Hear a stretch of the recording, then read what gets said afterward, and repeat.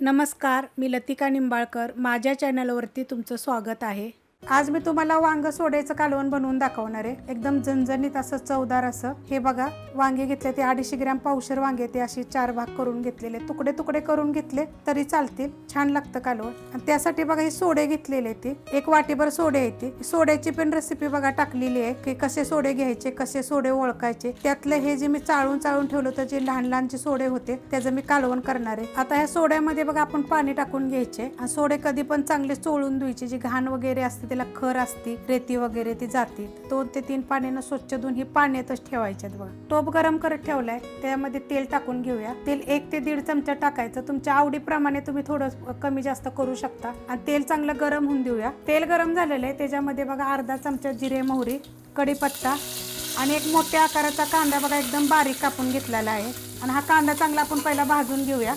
कांदा बघा चांगला भाजलेला आहे. त्याच्यामध्ये बघा 2 चिमूट हिंग पावडर, थोडीशी हळद आणि लसूण आहे, आलं आणि सुकं खोबरं हे कुटून घेतलेलं आहे. बारीक कुटून घ्यायचं. मिक्सरला बारीक केलं तरी चालेल, पण कुटून घेतलं की नाही की चव छान एकदम लागते. बघा, आता हे पण परतून घेऊया आपण.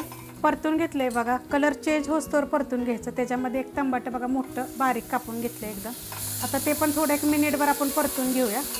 परतून घेतलेलं आहे आणि गॅस आता बारीक करायचा, कारण हे सगळं मी मीडियम गॅसवर केलं होतं. तर ह्याच्यामध्ये बघा कांदा लसूण मसाला 2 चमचे, तुम्ही तिखटाप्रमाणे टाका, अर्धा चमचा गरम मसाला पावडर. आता हे सगळं आपण परतून घेऊया. आणि ह्याच्यामध्ये ना सोडे टाकायचे. बघा, हे सोडे स्वच्छ धुवून घेतलेले आहेत. ह्याला रेती असते, खडे असतात, ती जरा चांगलं धुवून घ्यायचं, चोळून चांगलं आणि पाण्यातच ठेवायचं. आता हे मिनिटभर ह्यात परतून घ्यायचे आपल्याला. सोडं टाकल्यानंतर बघा 2 मिनटं मी चांगलं परतून घेतलेलं आहे. आता ह्याच्यामध्ये आपण हे वांगे टाकायचे. तर वांगी अख्खी पण टाकू शकता आणि फोडी पण करू शकता. ह्याच्या जागी तुम्ही बटाटे पण टाकू शकता. आता ह्याच्यामध्ये पाणी टाकायचे. तुम्हाला किती कालवण पाहिजे त्याप्रमाणे आपण पाणी टाकायचं. आता हे मी 2 ग्लास पाणी टाकलेलं आहे. आता हे शिजल्यानंतर का नाही कमी होईल कालवण. तुमच्या माणसांप्रमाणे टाका, तुम्हाला किती टाकायचे ते. तर त्याच्यामध्ये बघा चवीप्रमाणे मीठ. आणि आता हे आपण चांगलं उकळून देऊया.